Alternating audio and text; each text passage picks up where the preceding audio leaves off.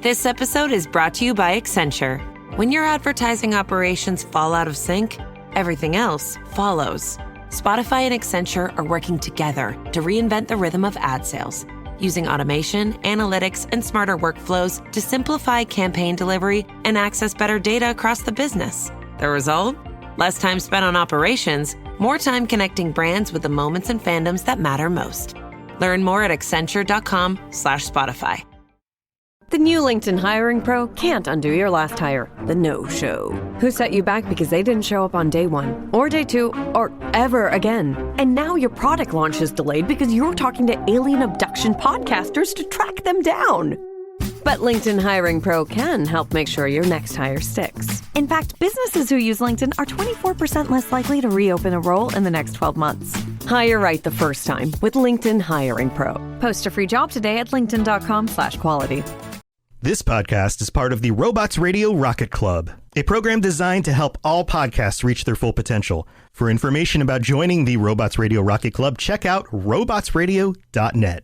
Welcome to Holocron Histories, Star Wars Canon versus Legends, where we're going to take a deep dive into the lore of the Star Wars universe.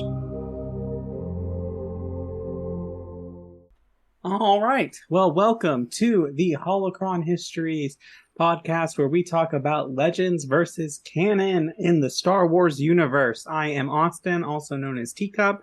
I am one of your hosts for this podcast. And I am Ben of Temeria. All right. So last week, glad to be back after I was gone for vacation. So last week you all talked about the Corvette, not the car. Yes, not the car Corvette. The spaceship Corvette. Which is the first ever spaceship we see in Star Wars if you are watching in release order. Yes. Which is exciting. Well, we're taking a break from starships this week, and we are going to talk about Cassian Andor. Yes, we are going to go over Andor's history that we know of currently. If you're not watching this live and you're listening to the podcast on stream, it's going to be Thursday, so the show's already started by that time. But we are going to go over his history that we know of so far before the show, because the show apparently is going to be going to a lot more in depth with his history. Yeah. Well, we'll learn about that. So let's just dive into good old Andor. I think that here, answer me a question. Yeah. Do you think Cassian Andor is a Kyle Katarn ripoff? Ooh. Now that you say that. I mean, they kind of basically ripped off Kyle Katarn, just not giving Cassian's force-wielding abilities and a lightsaber. Right. Well, and, this was the thing that was brought up with Rogue One. I don't want to get too much into it, but Kyle's, love interest / co-pilot / partner in crime is named Jen. Not only that, her name is Jen Orzo. Yes, guys, let's just change one letter. Just this. Not only that. Oh no, it goes even worse. She is voiced by the voice actor for Hera Syndulla. What the heck? What? Oh my god. But for those of you who don't know, Kyle Katarn is kind of the Legends material person who goes and steals the Death Star plans. You play as him in some of the old Jedi Knight series games that are only available for PC, and I'm actually think that they are not very Windows 10 and beyond friendly, those games. This is the original Jedi Knights, right? Not the Outcast games, correct? Correct. It's the Jedi Knight Dark Forces game. Dark Force. Okay, yeah. So if anybody wants to play them, they're on Steam. Yes. I will note that you might have to do some work around and looking for kind of modders who have modded the files because they are not Windows 10 friendly. Mm-mm. And they are dated. They are very dated. Just look at the screenshots, you'll understand. Yes. And they're great games, and the stories are great, but if you can't make it through the gameplay, you can read up on it. Oh, yeah. Or even go on YouTube and watch, like, playthroughs. Older playthroughs. But, yeah, no, God. Now I can't stop thinking about that now that you said that. Crap. Well played, Disney. I will say this. I think Cassian is rougher than Kyle is. Kyle is he's kind of jaded and he's cynical in his own way, but it's more in that like Star Wars comic thing. Like he's like the Jedi Han Solo is what I've heard him say before, which I think is probably fair. Yeah, I would say so. Yeah, Cassian, I would say, is a lot more morally gray, more towards a darker tone. Because he and as we're going to go into his his stuff before Rogue One that we know so far, he is okay making some difficult choices. Yes, very much so.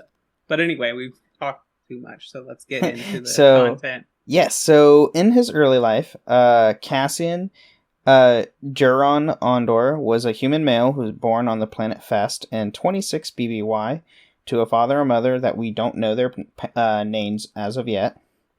However, although records recounted that his origin was on Fest, questions about the truth that claim emerged due to the haze caused by covert operations and war. So, that being said, we don't know, was he truly born on Fest, or was he born somewhere else because, you know, he was a spy for the rebellion and undercover operative for most of his life. So, like many other rebels of his generation, conflict was a constant throughout Andor's life, but those many struggles were largely undocumented. Makes sense. As he later proclaimed, proven if it was true, it was known that he fought as a revolutionary since he was only 6 years old. Aside from that constant battle, there was little else in Andor's life. So, and I think we before we see Andor's, since this will go out Thursday, we haven't seen the show yet. From just the trailers alone, you can kind of get a glimpse of it already that he's been fighting well before he was ever a rebel or part of the Rebel Alliance. Right. And like he says as much to Jen in Rogue One, where he's basically like, I think he actually says, I've been fighting this fight since I was 6 years old. Mm-hmm. Which is insane. Yes. So during the Clone Wars, Andor joined the insurrectionist cell backed by the Confederacy of Independent Systems that operated in the wilds of the Outer Rim territories and fought against the Galactic Republic. While he never became a formal separatist, Andor saw his first combat experience in the cell as a child soldier in 20 BBY by tossing rocks and bottles at Republic walkers and clone troopers. What the heck? The Separatists. What the heck, guys? Like, I knew the Outer Rim was rough, but child soldiers?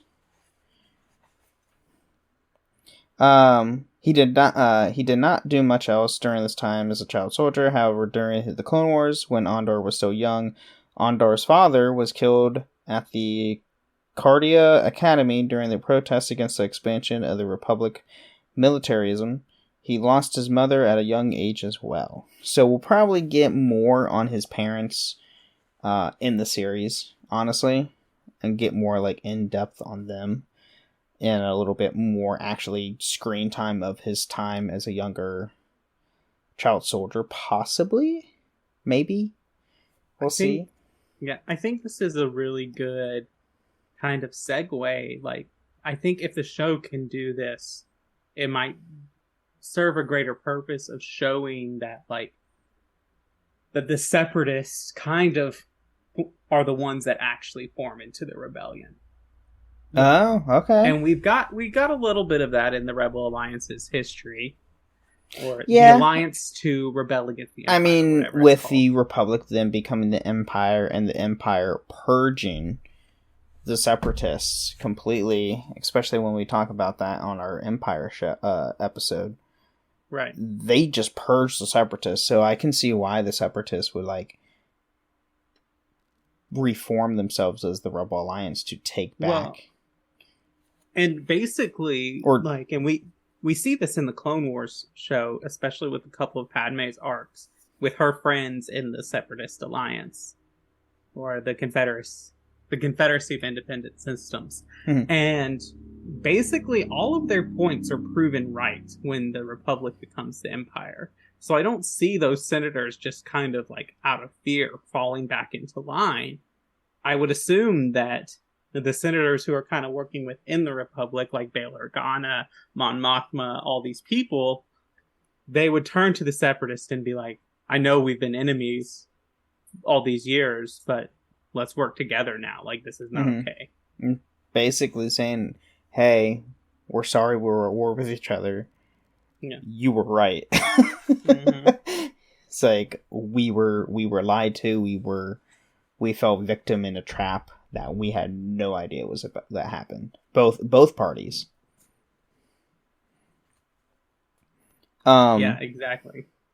So then we skip well over, like, a good, like, chunk, like 10, 15 years, his life as a rebel intelligence. After spending time with the anarchist groups that defiled the Galactic Empire, Andor joined the early rebellion, which would later become the Alliance to Restore the Republic, after being recruited by General Davitz Draven, who was another veteran of the Clone Wars and became Andor's case officer. Holding the rank of captain, Andor served as an officer in the Alliance's intelligence branch, and which he spent most of his Alliance service in. So we do see Draven in the trailer. I believe that is Draven that we see, which is oh god, he's in the Marvel films. Oh, he's the scientist with He's Thor. the scientist in Thor, the older gentleman in that film, in those Eric films. Selvig. Yes. Yeah, I don't remember half the names in Marvel. But that actor is going to be playing Draven, who recruits Andor, in which we do see that in the trailer. So Andor establishes a reputation as an agent who is willing to die in the name of taking down the Empire. He often worked alone on missions where he had little hope for backup. He also involved in scrappy but nevertheless vicious battles waged in unclear goals. So, back to where we're like, he's kind of like more like gray, kind of a darker tone. Like, this is the part where he will do whatever he needs to do to get the mission done at this point. Right. Becoming a veteran spy of the rebellion, who took many missions that could deem morally questionable, Andor maintained a network of contacts throughout the galaxy who kept him informed of the Empire's activities. All throughout his career as an intelligence agent, Andor also worked undercover, used several aliases in locations under the Imperial control, taking on the dangerous task to secure intel on Imperial actions. During one of his missions, Andor needed to impersonate government agents on the planet Order Mantell. While working as one of the government agent, he went by the name of Willix. That just sounds like a Star Wars name. Willix? Yeah. Willix. And how it's spelled, too. Willix. Yep. That is totally a Star Wars sounding name. 100%. So as a senatorial contract on Darknell, he was Arc, Oct, yeah, AACK or CH. Andor used the name Jorith Sword, when he was an assistant to Admiral Grundoref. Andor also used the codename Fulcrum when he worked as a rebel recruiter in the Albaro sector. He worked several new agents during the operation under the Fulcrum codename. He also funneled intelligence to many rebel cells. So, if you heard the name Fulcrum before, which if you ever watched Star Wars Rebels, you would know Fulcrum is a secret operative in the Rebel Alliance, doing multiple different types of tasks. Fulcrum is also, like, Ahsoka held the name Fulcrum for a bit, and then eventually it was, what's his name? Agent Callus. Callus eventually becomes Fulcrum. Right, and it makes sense, like, especially in this day and age, like, Fulcrum is an important codename because in the early days of the Alliance, the Fulcrum alias is the only person who is communicating between rebel cells. Yes. Yeah. There's no, like, grand scheme. Like, there's not, like, a huge... they're not a combined force yet. Right. Like we see in, like, the original trilogy. Mm-hmm. We don't... Actually, Rogue One is the start of that. Mm-hmm. Really. Of a combined force that comes to oppose the Empire. Mm-hmm. Kind of in the start of Rebels with the Siege of Lothal, but... I would say towards the end of Rebels, because that's when they actually started, like... Yeah, that's what I meant. Being on the on Yavin 4 and all that. Mm-hmm. So, by virtue of spending so much of his service undercover in the star systems that were under Imperial control, he was able to see firsthand how ruthless Imperial occupation could be towards the people they controlled, with the spy often being stationed on moons and planets that the Empire was strip mining. Ultimately, Andor decided to take many morally questionable options instead of doing nothing against the Empire over the course of his career. While most of his fellow undercover rebels did not survive their own missions, Andor managed to survive, but recognized that his successes, like those other agents, did not bring about major victories in the struggling rebel cells. So, yes, he's successful in all his missions, but his missions aren't having a huge impact as they probably should, because the Empire is just so vast. Right. And then during that time, Andor came to rely on the fact that he was following orders to justify the actions he carried out in the name of the rebellion, and to BBY, Senator Mon Mothma, who was in contact with Draven, managed to unite the different rebel cells in the truly unified Rebel Alliance. Which I will say this about Mon Mothma. One, I didn't know that was her name until way later in my Star Wars career, because I was like, oh, look, another woman in the galaxy. Mm-hmm. Which, if you watch the original trilogy, there are two women in the galaxy, which are Leia and Mon Mothma. Yeah. But learning about her, I would hate her as a person in the Rebel Alliance.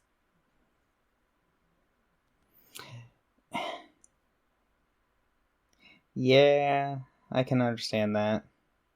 Like, especially if you read the Leia Princess of Alderaan book, or even just, like, watching her in Rebels, and just, like, she's just very much embodiments that whole, like, oh, let's just wait for the right time and do this right now. Meanwhile, there's genocide happening on countless presents by the Empire. Right.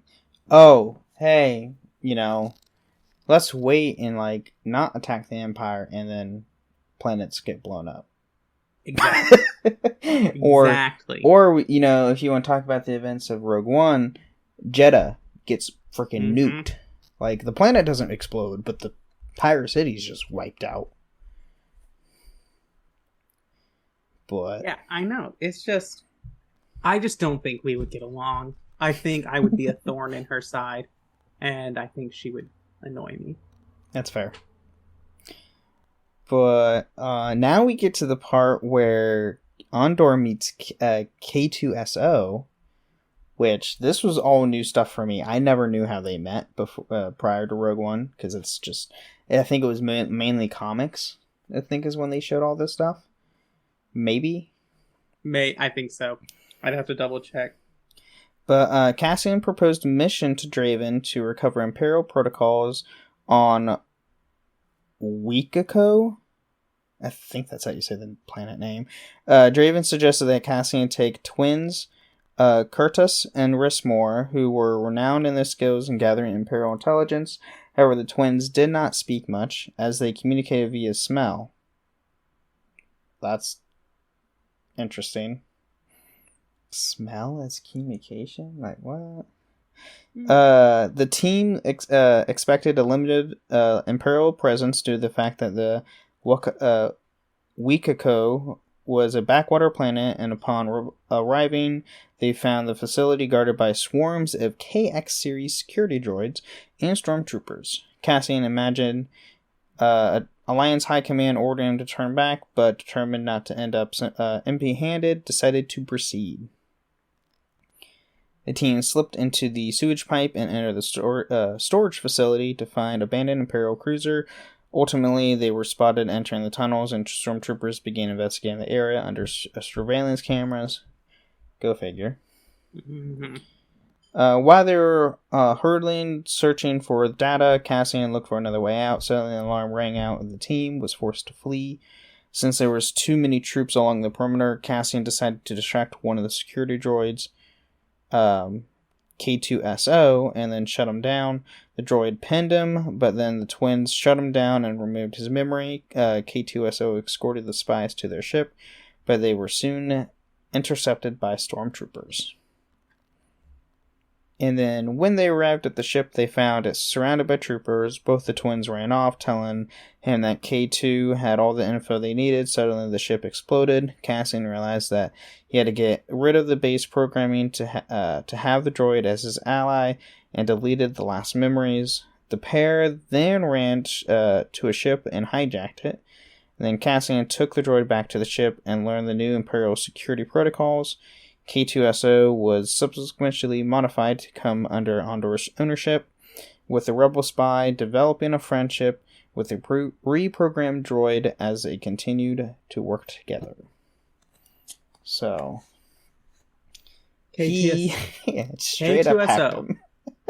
Yeah, K2SO, or as I call him, C-3PO if C-3PO mouthed back to Han. Oh my god, K2SO is great. His commentary in Rogue One is the best. Though, I will tell you, fighting the KX series droids in Fallen Order? In Fallen Order, it's terrifying. Is my least favorite thing. I would rather fight the second sister on, like, Jedi Grandmaster difficulty for the KX series are in the KX series ridiculous in the game. Like, of all the enemies, they're like the worst to fight. I would rather fight 100 Purge Troopers instead of those things. Right, exactly. And then there's that one room on Ilum where you walk in and there's like 13 of them. Yeah. I embrace my inner Dark Souls when I get into that room, and it's hit, dodge, hit, cry, dodge, hit, dodge, hit, dodge. Oh, I just cry. It's like, I don't want to be here. Oh, God. And Jedi Survivor's not going to get any better because they are confirmed to be in that game, too. Yeah. And B1 battle droids. Somehow. They were in the game. Well, we know from our history that the battle droids, even though they were decommissioned, they didn't just disappear. True. This is very true. Mm-hmm. But with that being said, I say it's time to get into our mid-break. All right.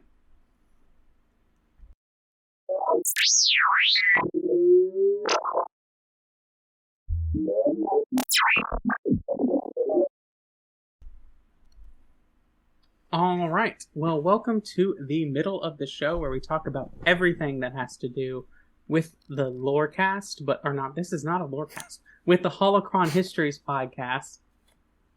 that doesn't have to do with the lore of Star Wars. And so it's now that I would like to thank our patrons. Thank you so much for supporting with us. Did we read new patrons last week? Yes. So, do we have new? I don't think we have new patrons. I don't think we have new patrons either. I think we're good.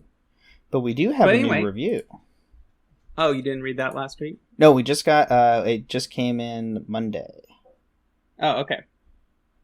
But it's a 5-star review. Just saw this today, and this is back on the last Monday. It didn't show up until, like, after we recorded the show. Is awesome for Star Wars nerds like me, and is still great for everyone else. By SB737. Yes, thank you for that review. And you can support us with reviews on Apple and Spotify. And if you leave us some kind words, we will read them out on a future episode of the show. You can also support us via Patreon with signing up at various tiers. If you do sign up for our Sith Lord / Jedi Master tier, you can join us on the show at the end of the month. You can see that that will actually happen next week. Yes. We will have our patron chat hanging out and doing that next week. But if you want to, it is not too late. If you sign up before then, you can join us on this month's episode, right? Mm-hmm. Yep. And you can even sign up the day of, as long as it's before we record the show. Yes. And I think we might be talking about Andor reactions, possibly. Well, that's still up in the air. Who knows? We'll see. Is the whole series dropping at once? No, it's the first 3 episodes out of 12. All so, right. 3 hours. So yeah, maybe that'll be fun. You can support us there. You can also join us on the Cups Podcasting and More Discord server, where we talk about all of these podcasts and more podcasts, and you can just hang out with us there. If you want to hang out in a great hub for video game podcasting, you can join the Robots Radio Discord, where you can find other Rocket Club podcasts. You can find a bunch of podcasts about video games and hang out and talk and learn there. I do want to announce that Ben and I both have new podcasts coming out. We do. Very soon. So as you might have heard, I and my other co-host She-Cup, we are starting the Inheritance Cycle Page by Page podcast, which is a read-through kind of book club discussion of the Inheritance or Aragon books. She-Cup's reading them for the first time, so you'll get some first impression reactions. And then, Ben, you have a new podcast coming up. I do. I am starting the Wizarding World Lorecast with Captain Shenko from the MCU Lorecast, where we're going to take a deep dive in all the lore of the Wizarding World, or aka Harry Potter. So we're going to go deep dive into that stuff. Our episode 0 is up. Our episode 1 will actually drop the day after this episode drops on Thursday. So it'll be this upcoming Friday. All right. Or are if you you're going to be live streaming these episodes in the future, at some point? Right now we're just going to do the recording stuff, and then just drop them on Fridays. But we probably will do a recording live stream at some point in the future. Just depends. Right now we've been recording pretty at 10 p.m. Eastern, so it's kind of late. Though, yeah. I could say the same thing. I mean, Two Girls, One Ship, if anybody listens to them, they record actually at 10:30 p.m. Eastern, my time. So, yes, but I guess it's not really that late. It's 7:30 for Jen. So. True, because she's Pacific. That is true. 7:30 for her, so it's great for her. Yes. All right. Well, I think that's all I have for the mid-break, so we can get back into the Andor stuff. Sweet.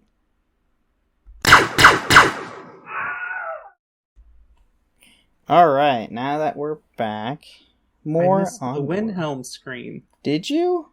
Yeah. What? So now we get to, this is also, I believe, the comics, mission to the Fenzor system. It's spelled really weird. So following his meetup with K2SO, Andor and K2SO were sent to the Fenzor system to undertake a raid on the Imperial freighter. Andor used gas to trick the Empire into thinking that the smugglers stole cargo, as smugglers were known to use gas to raid transports. Good to know. When they got to the cargo room, they found 3 Wookiees named Dakota, Delilah, and Wyatt, and took them instead of the cargo. Andor then took them to the monastery moon of Chassia in the Barton sector. There he left K2SO to look after the 3 Wookiees while he undertook a raid which was successful. So, Andor and K2SO saved some Wookiees. You're not a real rebel unless you save Wookiees at some point. This is true. It's just how I don't make the rules. This is very true. I mean, Wookiees are saved like at least once a season in Rebels alone. So then we have investigating the Alus. In 0 BBY, Andor sent K2 to Coruscant to infiltrate the Alu family. The rebels believed the Imperial advisor Sim Alu and his daughter Akela were collecting Sith artifacts for Emperor Palpatine. Under the guise of cargo droid named K2SB, K2SO spied on the operations until a ship he was on was stolen by the Wookiee Chewbacca and the young bounty hunter Mavelin Trillick, both whom were blackmailed into assisting Akina, recovered an artifact from the planet Ushru, and K2 had been tasked by Akela to pilot the ship there, and when he communicated the situation to Andor, Andor ordered him to assist them but to recover the artifact himself and not allow it to return to Alus. So, a lot happened there. Chewbacca stole Sith artifacts. Right. Can we just talk about, like, how K2SB? Like, yeah. Hey, let's change one letter in his name. It's okay. It's the same astromech. He looks exactly the same, but he's now R2C2. Yeah. Like, what? What? Yeah. And compared to astromechs, where they're just different colors, the KX series is the same color, period. Right. They're black with an Imperial emblem on their shoulder. That is it. There is no difference. Oh my god. Yes, that's a great disguise, K2. That's great. Let's just change one letter in your name. At least they paint Chopper when he. That's true. At least they do something for him. They change him into Imperial colors at least. Now, how the Empire, I still don't understand how the Empire doesn't realize like they don't own C units or have any droids that look remotely close to Chopper. Right. And still get away with it all the time. It's just boggles my mind. No, there is one episode where there is a C whatever. Really? Yeah. Because they chases after Chopper, and that's how they get caught. But I mean, he's an old model of astromech. Oh, super old. And I don't know how. This is just kind of a consistency thing, but R2D2 is an old model of astromech. True. R2 is an older unit. Yeah, it's true. Like the R5, which looks clunkier and. I mean, older, they have R6s. Actually, yeah, is a new model of astromech. Mm-hmm. They even use the by the time. But they mainly use, I think, R5s and R6s during the Empire. That the Empire used. So now we get to the Ring of Kofrin.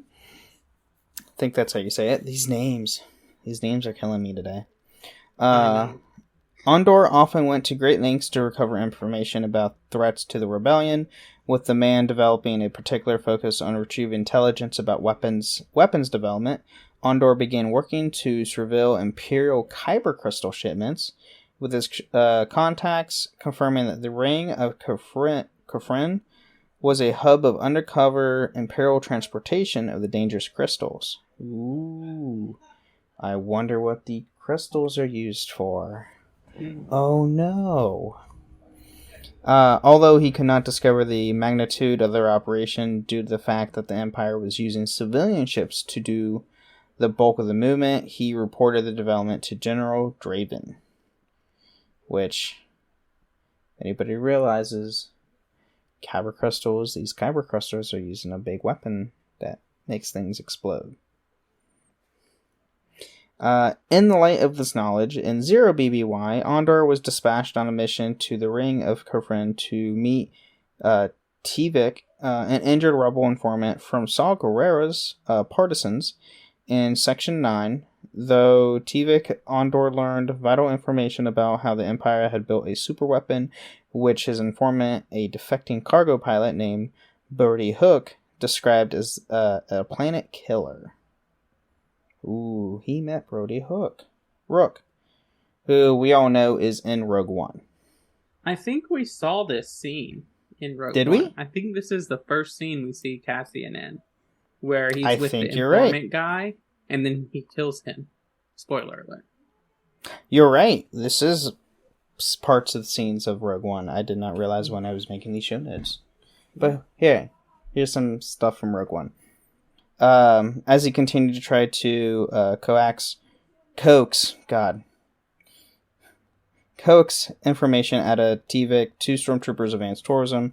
The stormtroopers surround him, having become suspicious of the exchange of the 2 troopers before they demanded to see scan docs. Despite deeming it to be a terrible moral choice, Andor realized there is a chance that Tivik would have been taken prisoner and interrogated until he revealed what he had told the fellow rebel, which would mean that he would need to kill the informant to protect what he learned from getting out. So yeah, it's like the first scene that we see with Andor. Mm-hmm. Andor only had a few moments to consider the options before him as the stormtroopers demanded answers. He feigned awkwardness before quickly drawing a blaster pistol, gunning down the 2 troopers. Another trooper noticed the incident and called for reinforcements to Section 9, realizing their Cladstein meeting location was also a dead end. Cassian deduced the quickest escape path was to climb out, but Tivik revealed they would be unable to escape the area because because of his injured arm. And then, although Andor claimed Tivik, he quickly decided to shoot Tivik in the back and assured he would not capture to the Empire. Visibly upset by deciding to wait before he reflected on what he had done, Cassian stowed his pistol in his belt, left the bodies, and climbed away before more stormtroopers could arrive as they closed in. And then we get to the events of Rogue One, basically. And if you want to know more, watch the film. The film is really good. Yes, I might get some flack for this, but I think it is the best film of the Disney era. Yes. I would second that. Rogue One was phenomenal. Giving us all the back info we needed. Like, great story.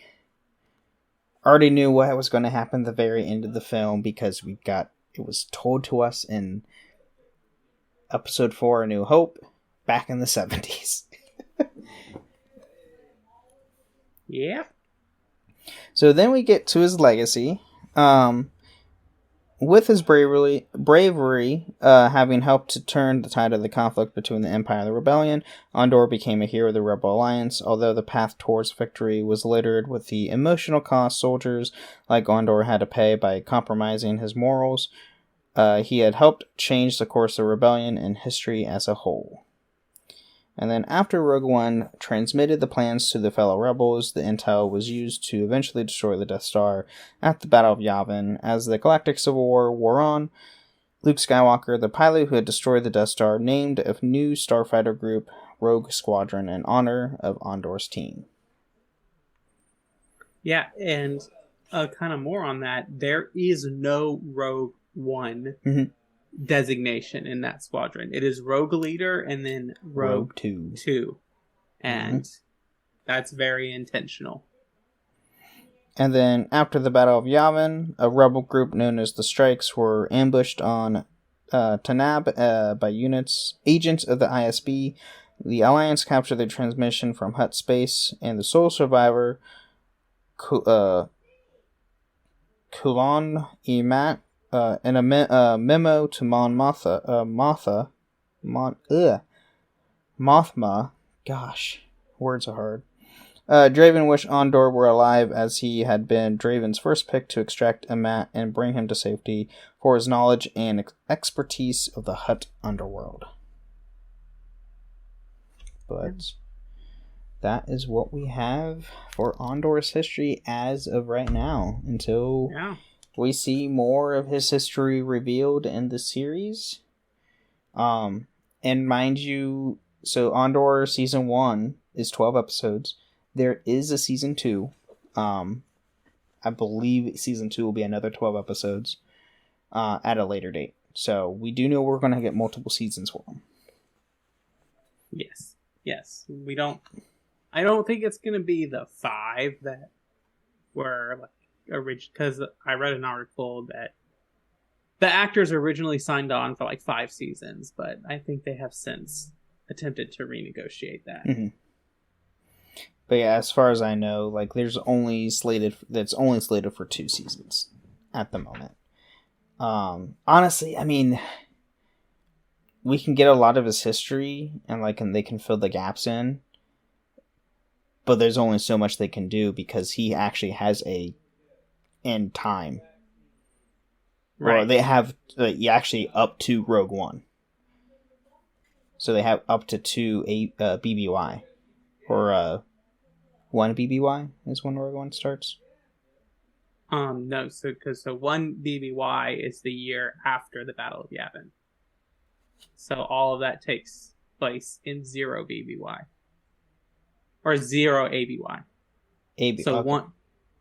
one BBY is 1 year before 0 ABY. Okay. So the calendar sucks.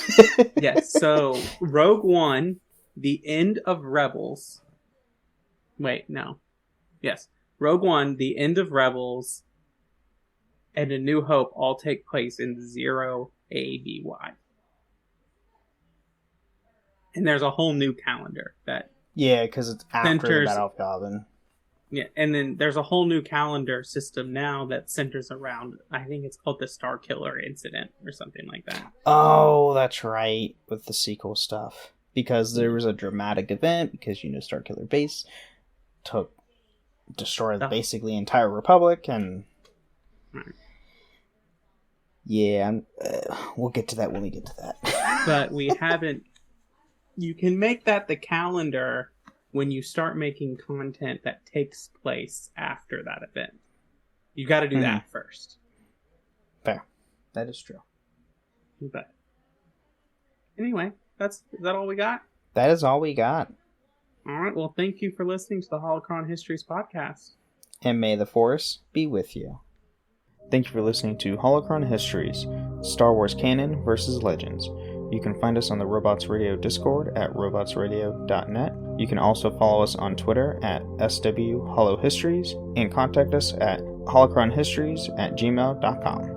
At Blinds.com, it's not just about window treatments. It's about you, your style, your space, your way. Whether you DIY or want the pros to handle it all, you'll have the confidence of knowing it's done right. From free expert design help to our 100% satisfaction guarantee, everything we do is made to fit your life and your windows. Shop up to 40% off with minimum purchase and a free professional measure right now at Blinds.com. Plus, pay at your own pace starting at 0% APR with Affirm. Terms apply.